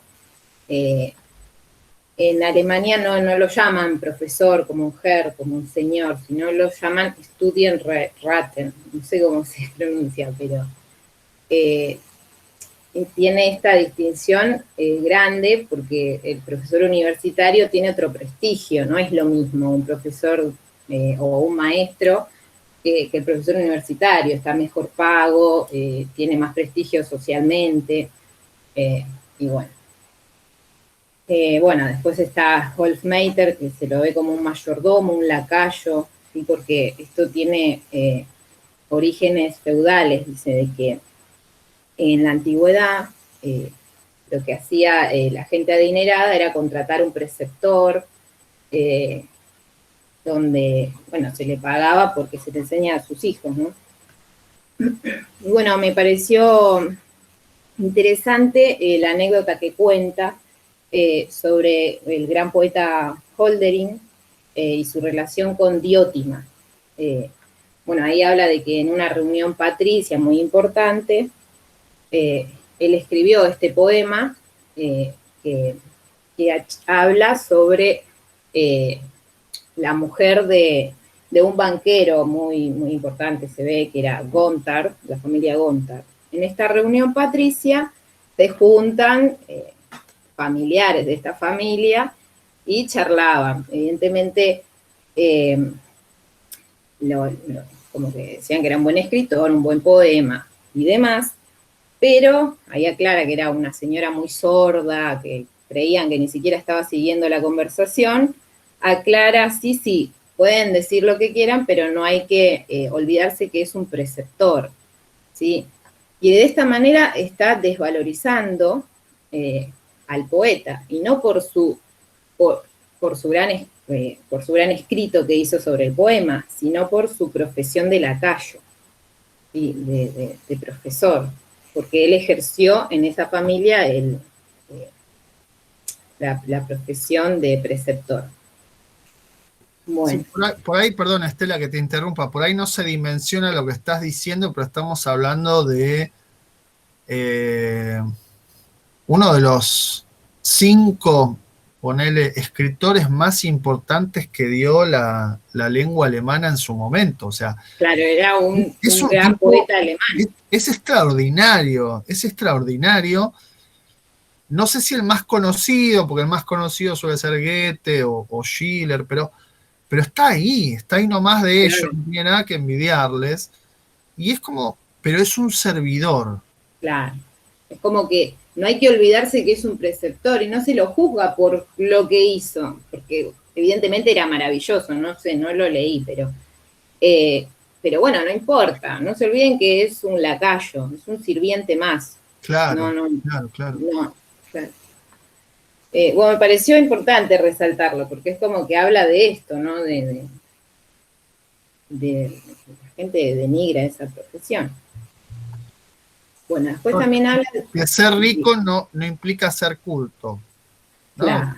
Riqueza y cultura no van de la mano. No van de la mano, sí, exacto. Bueno, de esta manera también viene un resentimiento del guerrero, ¿no?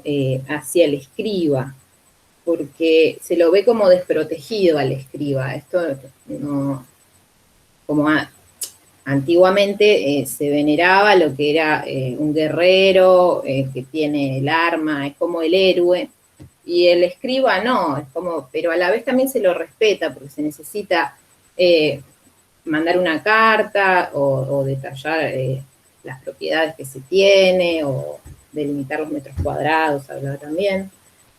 Y bueno, también me gustó la imagen del nenito disfrazado de soldado, porque está esto, ¿no? De ningún niño se disfraza de docente. Entonces, siempre, como que eligen, les divierte, dice Adorno, esto de representarse como un guerrero, un soldado. Después también Adorno hace una fuerte crítica a la pedagogía, pedagogizar el saber, dice que es como amoldarlo, transformarlo a la medida del alumno, ¿sí? Del receptor. Y dice que es una pedagogía falsa, no es el conocimiento científico el que voy a transmitir, sino que está formulado por el docente. Es la transposición didáctica que hacemos cuando damos un contenido. Habla de traición directamente, ¿no? Claro, el niño se tiene que sentir traicionado por esto, ¿no? Porque dice que es engañado, está subestimado, se lo trata como un tonto.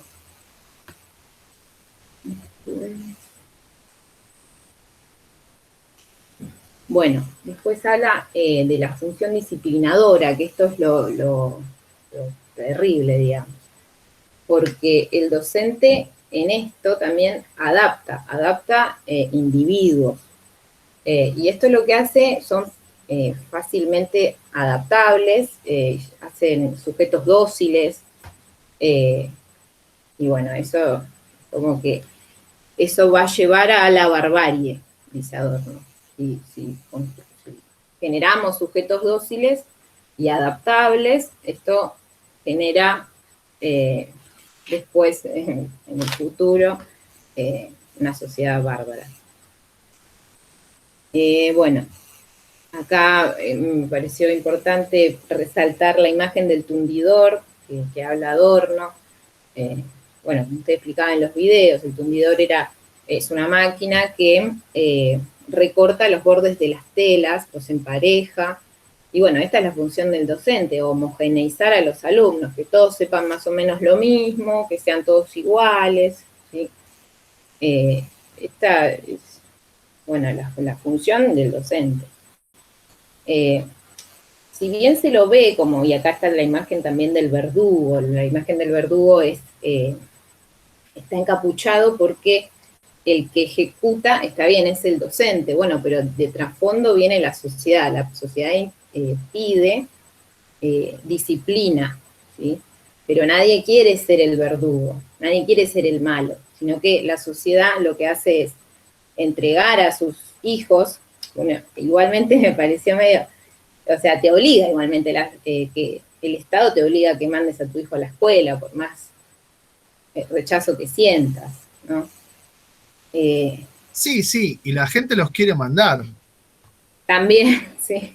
¿no? O sea, Bueno, la nosotros vimos... implica eso, que los quiere mandar para que alguien cumpla la función disciplinaria que yo no quiero cumplir. Exacto. Bueno, Perdón, Estela, me intriga la imagen del medio, la del reloj, el cuaderno, y no la termino de entender. No, bueno, esto fue en realidad una plantilla que me pareció linda poner, pero no es una imagen que la elegí por la plantilla del Geniali. Pero bueno, también esto habla también del chupatintas, ¿cómo se llama? Las fieras de escritorio, ¿no? O sea, como que tienen el poder. O sea, habla del poder ficticio, pero en sí tiene un poder. El docente no como lo es en un sentido real, o sea, físico de la persona, como puede tenerlo un médico, un juez, o sea, la jurisprudencia y la medicina es como, bueno, tiene un poder completamente real en la persona, pero bueno. Me gustó mucho la primera, en la imagen anterior, donde estaba entre papeles, ¿no? Eso me pareció, porque yo siento que en realidad no me creen cuando uno dice que esto es un trabajo altísimamente burocrático. Sí, es Siento terrible. que las clases no me creen, ustedes no me creen, Bueno, creen que estamos creo... llenando más papeles que preparando clases. También, sí. Pero también preparar, o sea, nosotros lo sufrimos ahora para planificar o cosas así, es como muy arduo. Ahí está. Y todo ese tiempo, pero planificar no está mal, planificar está bueno. Claro, está buenísimo. Además, cuando te dicen, tenés que llenar esto, la declaración de el otro papel, y no se termina más, y vos decís, todo este tiempo yo podría pensar cómo mejorar mis clases, cómo reformular los abordajes, qué estrategias, y estoy llenando papeles, todo el tiempo llenando papeles. Bueno, eso es lo que plantea después Adorno, dice, cuando hace una propuesta, dice de que hay que rever esta burocracia hostil, dice, de que le saca lo valioso que puede llegar a tener el docente, ¿no? Es como que siempre estamos sufriendo esto.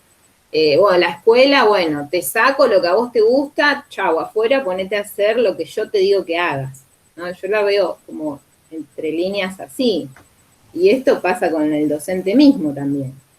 Había un meme que circulaba, que estaba buenísimo, que decía que la pandemia no te quite lo burocrático. Es decir, por más que estemos en pandemia, la burocracia sigue como si no hubiera pandemia. O sea, tenés que llenar este formulario, tenés que llevarlo para allá, tenés que sellarlo con este, tenés que ponerlo con el otro.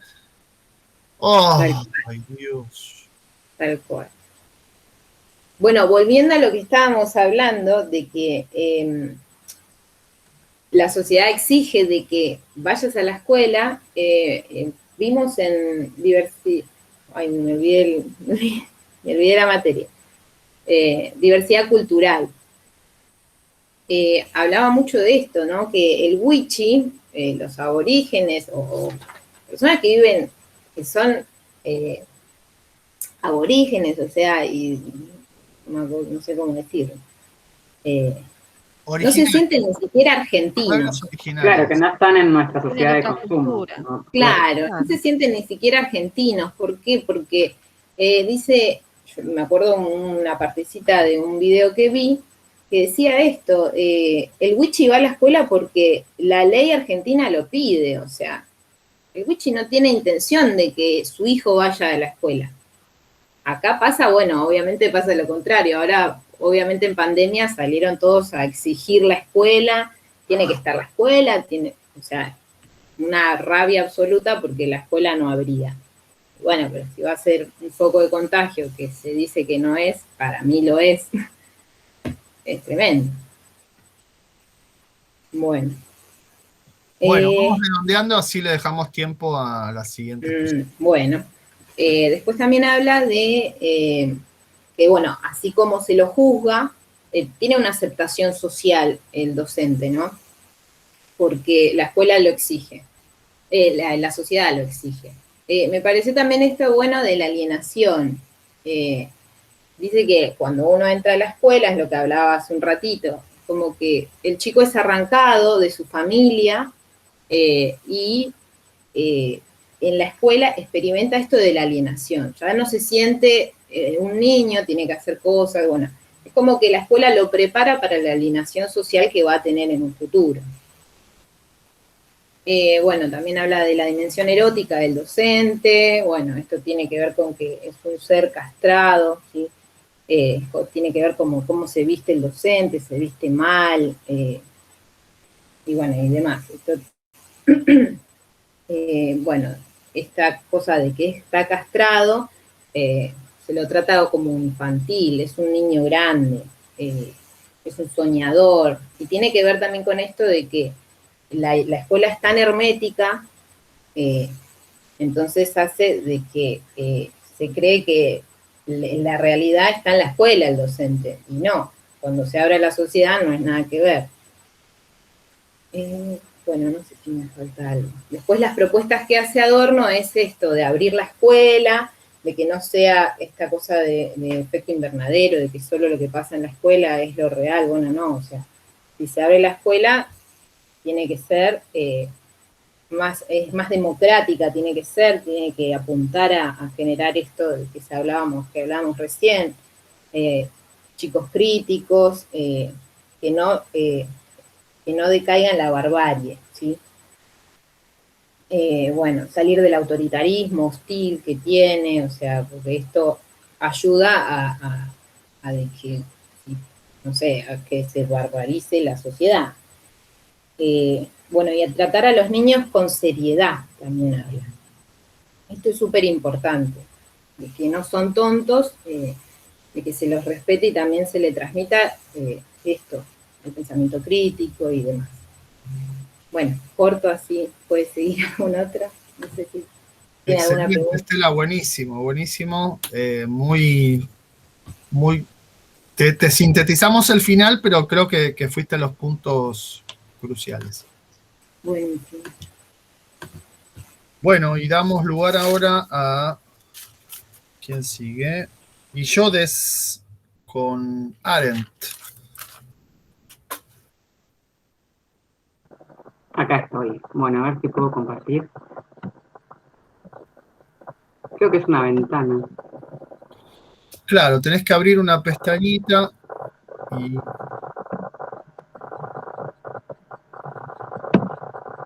Hay un ruido que viene... ¿Por qué me dice que debo dar permiso? El otro día me pasó lo mismo con Elizabeth. No sé cómo hacer esto de no es dar necesario permiso. que te dé permiso, ¿eh? Podés compartir. Sí, a mí me figura, cuando yo quiero compartir, me dice, tu pantalla no se puede compartir, debes dar permiso si quieres compartir la pantalla. Bueno, si el permiso lo tenés que dar vos, dalo. Sí. ¿Y cómo? ¿Y ahí arriba no te salta algo de permitir o algo así? No, antes sí me había salido, pero ahora me volvió a aparecer esto. Tranquila, que no panda el cúnico. No, espera que salgo y vuelvo a entrar. Espérame, ¿eh?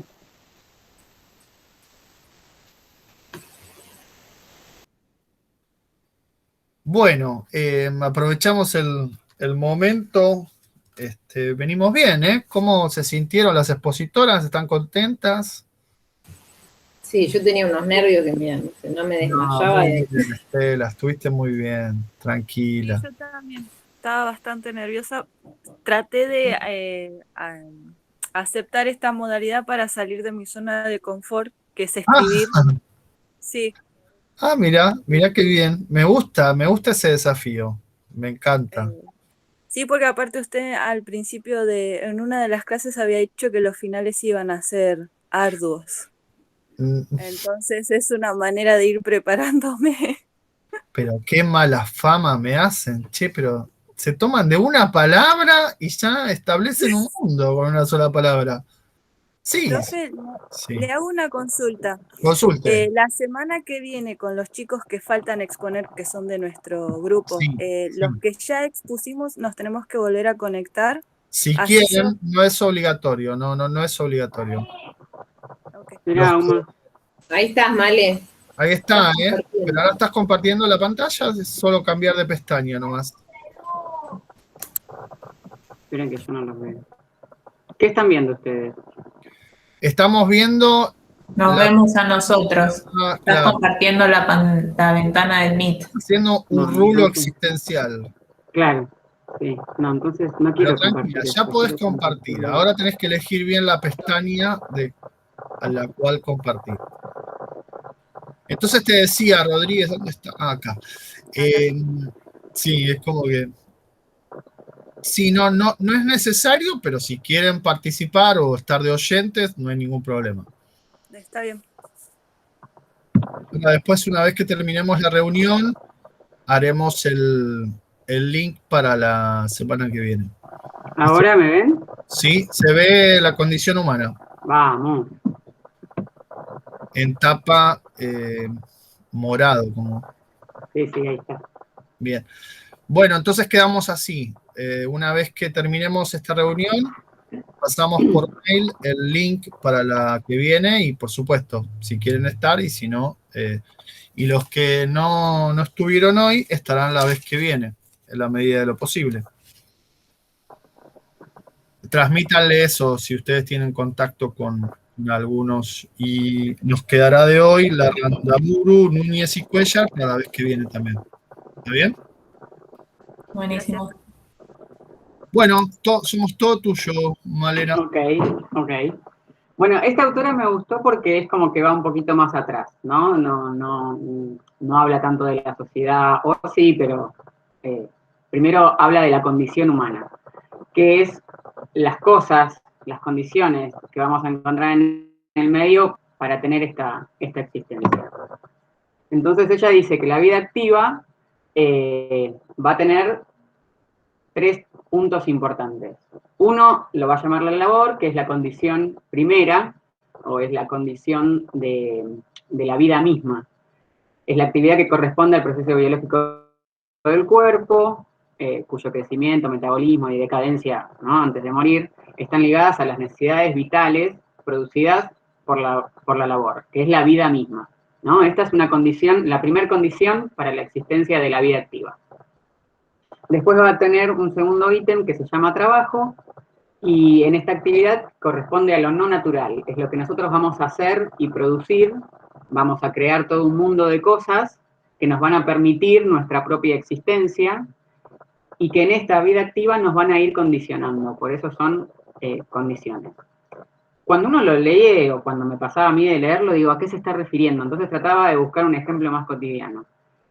En ese ejemplo más cotidiano se me ocurre hoy, por ejemplo, el celular. Nosotros en el trabajo, digamos, en la vida social, en general el ser humano, ha trabajado, ha hecho, ha inventado cosas, y en esas cosas artificiales del mundo, la mundanidad que le dice ella, inventó la tecnología, inventó el chip, inventó las cámaras, fue inventando un montón de cosas que hoy por hoy hacen que tengamos celulares. Y como hoy, por hoy, a todo el mundo, o a la mayoría, somos todos celulares dependientes, y cómo nos condiciona la vida cotidiana si tenemos o no tenemos celular.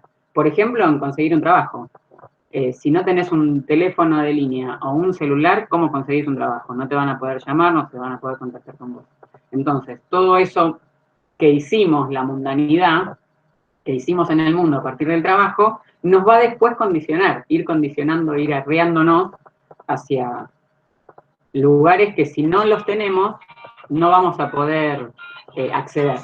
Como el celular de mi marido alguien nos está llamando y mi marido está bañando, perdón. Después la más importante o la más fuerte, digamos, ¿Viste cómo la esta. mundanidad interviene, viste, en la vida? De golpe así, suena el celular, ahí aparece... Sí, lo invoqué.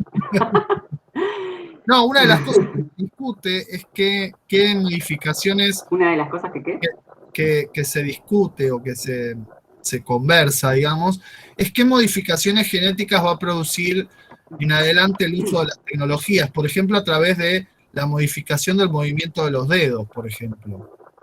Claro. Esto hoy no lo vemos, pero En los ojos también. en 100 años, bueno, los ojos ni hablar. Iba a En decir, 100 años puede tener mutaciones genéticas. ¿Cómo? Claro.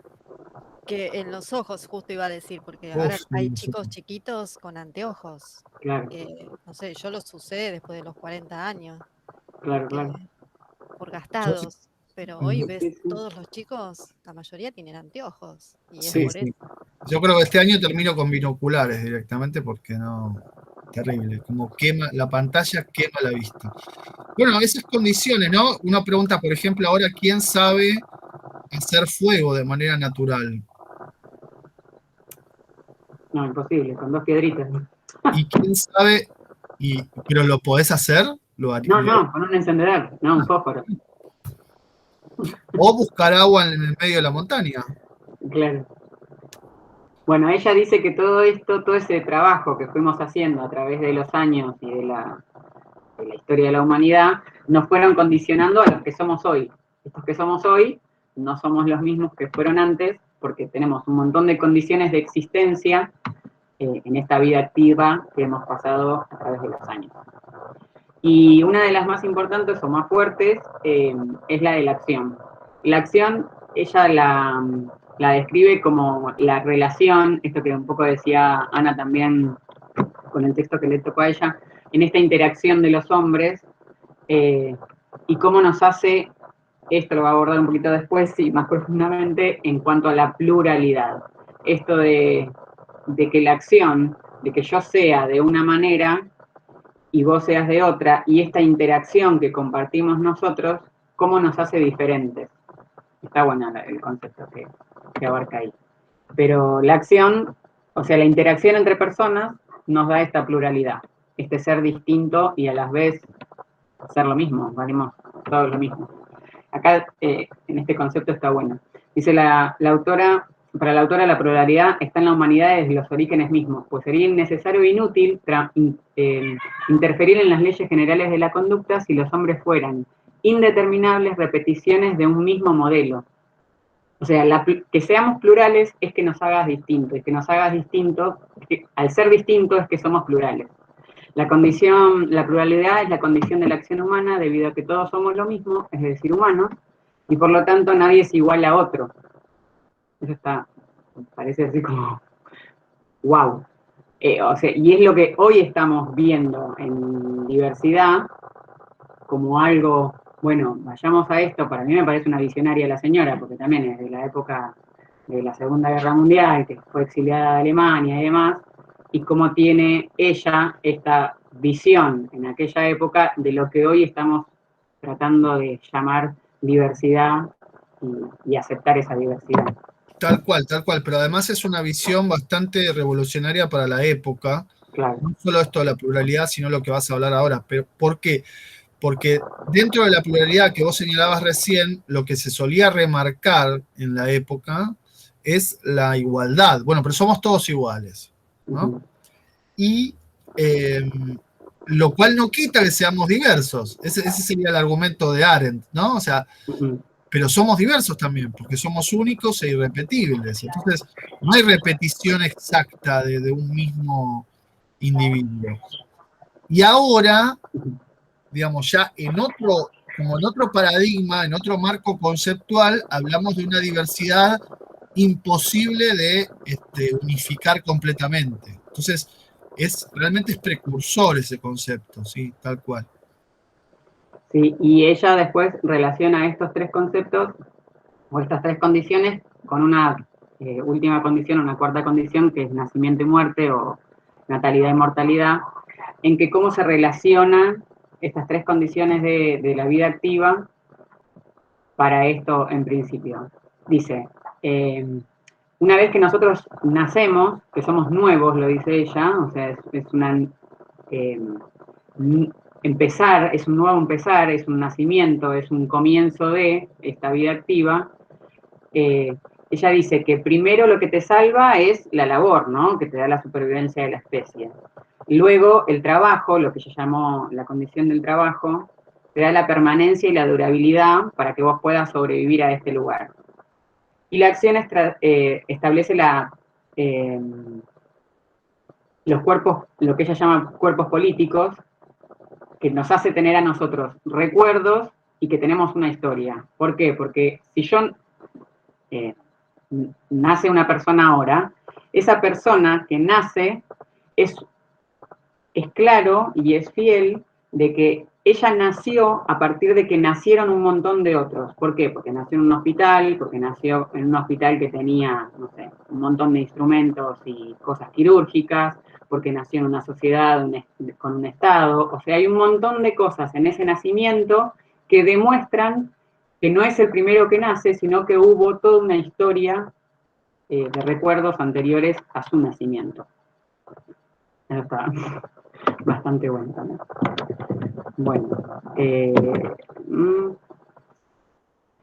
lo que dice ella es que los hombres son seres condicionados por estas cosas, tenemos condiciones, pero en el mundo formado por las cosas que el hombre hizo a partir de esas actividades, lo condicionan de manera constante, pero este condicionamiento no lo determina. Me acuerdo que es esto algo que decía Ana hace un rato también creo que fue con Gramsci que ella le tocó. Y de pensar la educación desde este lugar. Que todo lo que a vos te tocó en el nacimiento, no solo de las condiciones, en estas condiciones de la vida activa que nombra ella, sino en las condiciones de trabajo en las que te tocó. En las de trabajo me refiero a que capaz que no tenés casa, o si tenés una precaria, o no tenés una buena casa, pero tampoco tenés acceso a otras cosas, en ese condicionamiento, que son un montón, pero que no te determinan. Y ahí ella empieza a introducir el concepto de libertad. Nosotros todos nacemos libres, y todos podemos, a partir de entender estos condicionamientos y entender que eso no te determina, no hay algo natural, dice ella. No hay una naturaleza humana, no existe naturaleza humana que te determine a ser de determinada forma. Sí tenemos estas condiciones y estos condicionamientos que se van generando a través de la historia de la humanidad y a través del tiempo y forjando en esto mundano un montón de otras condiciones, no te determinan para ser de una determinada forma o ser de otra. Eso es lo que nos da la libertad y la capacidad de decidir. Ahí vamos bien. Después, en el segundo apartado, creo que no hay nada más que decir, profe, ¿no? Respecto de la libertad, el nacimiento, que pasa lo del principio. No, yo creo que voy a reiterar lo que seguramente habré dicho en la clase, que es muy importante entender que este concepto de natalidad también es una novedad que trae Arendt. No es un concepto que esté demasiado en circulación y de hecho no estaba en circulación en la época, sino más bien todo lo contrario. Más bien había un concepto más centrado en el límite o en la muerte, sería la finitud en general, que en la natalidad. Entonces, realmente también es una novedad, porque a partir de acá, sobre todo fines del siglo XX, principios del siglo XXI, el tema de la natalidad, el tema de la infancia como una etapa que tiene un valor importantísimo, completamente diferente, con otra lógica que no es la lógica del adulto, se empieza a discutir posteriormente a Arendt, ¿no? Digo, ustedes, si vieron Historia de la Educación, quizás, o por ahí en otra materia, pueden haber visto que que la infancia no era reconocida como etapa de la vida durante mucho tiempo, ¿no? Incluso que presentaba la compañera sobre Althusser al comienzo de la clase, en la Edad Media la infancia no existe. ¿Qué quiere decir esto? ¿Que el nene nace con 7 años? No. Quiere decir que el nene es una cosa hasta que se vuelve adulto. Una cosa. Claro, es una construcción social que se fue armando, o sea, de esto de ver al niño.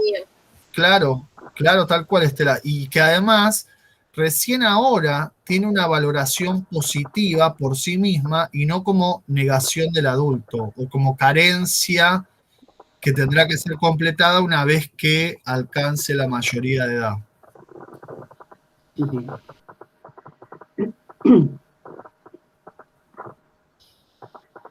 Bueno, sigo Perdón, con... Milena, estamos en hora. ¿Querés redondear o Bueno, querés que me falta muy poquito, 2 o 3 diapositivas. Lo hago entonces, rapidito. dale. Ella toma en el texto un poco de lo que decían los griegos respecto del primer ámbito social del ser humano al nacer, que es la familia, que eso constituye la vida privada, y un segundo ámbito que es la sociedad. Y en esa sociedad la vida se hace pública. Arendt toma esta idea y dice que dentro de la vida pública nosotros tenemos la acción y el discurso. Recuerden que la acción era el relacionarse con otras personas, y eso es lo que nos hace humano, como condición humana de relacionarse. Y también el discurso, le da mucha importancia a la palabra, al discurso, a que hay un momento que dice que la vida sin acción y sin discurso está literalmente muerta, o sea, le da mucha importancia. Y esto hace... Este discurso, esta manera de ser, esta manera de expresarnos, nos identifica como diferentes a otros, siendo aún mismos humanos, ¿no? Y con igualdad de derechos y condiciones, y las mismas condiciones, pero nos revela nuestro verdadero yo, nuestra verdadera forma de ser. Y acá resalté algunas partes por eso lo puse entre comillas, partes del texto que me parecieron muy interesantes. Si los hombres no fueran distintos, no necesitarían de la acción y del discurso para entenderse. O sea, claramente acá está la pluralidad de la que ella habla y de la libertad, ¿no? Somos libres, por eso podemos ser distintos, por eso somos distintos y podemos entendernos y comunicarnos. Por eso dice que si esto no existe, ni la acción ni el discurso, estaríamos muertos. En el hombre la alteridad, o sea, el otro, que comparte con todo lo que es y la distinción que comparte con todo lo vivo, se convierte en unicidad y la pluralidad humana es paradójica a la pluralidad de los seres humanos. ¿Qué está diciendo acá? Que todos somos iguales, pero al mismo tiempo somos diferentes. Eso me parece como básico para ser docente. Y otra cosa que me parece importante, el discurso y la acción revelan la única cualidad de ser distinto. Acá habla de cualidades propias, ¿no? Mediante ellos los hombres se diferencian a la vez de ser meramente distintos y son los modos en los que los seres humanos se presentan a otros, revelando esto que decía hace un ratito, su propio yo. Una última frase que me gustó de ella, está ahí en alemán, medio recortadito, no se llegó a ver bien, pero no importa. Está buenísima la frase que puse ahí, nadie tiene derecho a obedecer. Que es esto como la impronta de ella en cuestión de libertad y la importancia que le da. Listo, terminé. Muy bien, muchas gracias. Me quedé pensando también en esto que decías recién, que es muy importante para la docencia el tema de la pluralidad. No dejemos de prestarle atención, porque como integrantes de vamos a usar terminología de la materia, de un aparato institucional, tenemos una tendencia por sí a la homogeneización. ¿No? Todos aprenden lo mismo al mismo tiempo, son iguales. Bla, bla, bla. Bueno, no. No, un poco toda esta cuestión de la pluralidad nos pone en tema y, bueno, por suerte escuché por acá que tuvieron diversidad, ¿no? Sujetos, ¿no? ¿Cómo era? Sí, tenemos la materia de educación para la diversidad y también Bueno, estamos así vibrando para este lado. sobre todo lo que tenemos que empezar a ver es esta cuestión de dos cosas, diría. Una es empezar a valorar positivamente la diversidad con toda su riqueza, con todos sus matices. Esto es fundamental. Esto es fundamental. Segunda cuestión relacionada con esta, vean también las reacciones que eso genera. O sea, hay un discurso muy reactivo antidiversidad, anti-lenguaje inclusivo, anti-manifestación de, porque no es solamente planteamos la cuestión de la diversidad como algo interesante, como un desafío, como algo enriquecedor. Tenemos que asumir la diversidad como parte de la condición humana. Si no, no hay pluralidad. Entonces digo, el proceso de construcción es bastante largo. Bueno, acá ya tenemos una pista importante con Arendt, ¿no? Bueno, perdón. No, eso, y muy buena la idea también de estar, que somos seres condicionados por un montón de cosas, está bien, macanudo, pero no, eso no nos determina. No hay una idea de que nacemos así y esto nos tocó, que también lo hablaba un poco Ana, no aceptar eso porque sí, por mandato divino, por gracia de no sé quién, no, yo tengo todas las condiciones, además, a pesar de que estoy condicionado por otras, pero tengo todas las herramientas necesarias dentro de mí, porque lo primero que tengo es libertad, dice ella, para hacer lo que yo sienta que puedo hacer. Eso es buenísimo. Sí, sí, A tal partir cual. de ahí la educación. A mí me hizo acordar, habíamos visto en primero a Philip Merieux, esto de que somos seres completamente indeterminados, siempre estamos aprendiendo, siempre evolucionamos, ¿no? Claro. Generalmente. Claro, que cuando creemos que la tenemos clara en algo, la vida nos da un cachetazo y nos acomoda en la oscuridad de nuevo, así que tenemos que volver a aprender. No nos queda otra. Bueno, buenísimo. Le robo a Malena el gracias por haber estado hasta acá. Sin enloquecer. Gracias por llegar hasta acá sin enloquecer. No, y la frase final de ella me encantó. Cuando vi la imagen dije, no, esta pongo. Nadie tiene derecho a obedecer. Ah, qué buena frase. Sí, sí, qué rea. Además, sí. con esa, elegiste muy bien la imagen ahí también. Y fumando un pucho ahí, re tranquilo. Sí, sí. Bueno, Arendt, bueno, esto da para otras cosas, pero es una rea, es un caso raro en medio del machirulismo de la Universidad Alemana de la década del 20, ¿no? O sea, por eso realmente es una figura simpatizable. Seguiremos la próxima también con más cosas de ella. Bueno, detenemos la grabación y gracias de nuevo, muy bien, la verdad me encantó. Aguante matemática. Aguante matemática con infiltrada de inglés. Ahí está, un aplauso, che. Podemos entrar la clase que viene, ¿no? Porque yo quiero ver lo que exponen mis compañeras. Pero también por una cuestión de respeto, quiero estar ahí haciendo el aguante. Sí, todas invitadas. Ok.